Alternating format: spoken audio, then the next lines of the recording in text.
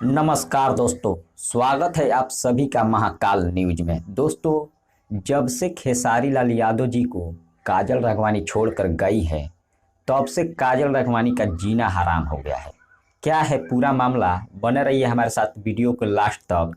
लेकिन उससे पहले एक छोटा सा रिक्वेस्ट है कि अगर आप खेसारी लाल जी का फैन है तो वीडियो को लाइक कर दीजिएगा, और हमारे चैनल पर पहली बार आए हैं तो चैनल को सब्सक्राइब कर बेल आइकन को दबा दीजिएगा, क्योंकि इस चैनल पर केवल खेसारी लाल जी का न्यूज आता है।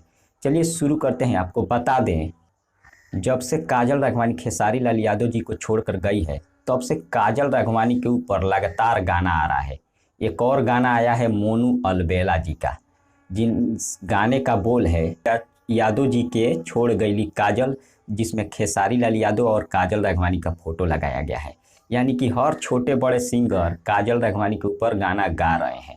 अब इस गाने के बारे में क्या कहना चाहते हैं, अगर आप उस गाने को नहीं सुने हैं तो मोनू अलबेला ऑफिशियल चैनल है एक यूट्यूब पर, उस गाने को जाकर सुन सकते हैं। और उस गाने के बारे में आप सबका क्या राय है, कमेंट के जरिए हमें ज़रूर बताइएगा। तब तक मिलते हैं अगले वीडियो में। धन्यवाद।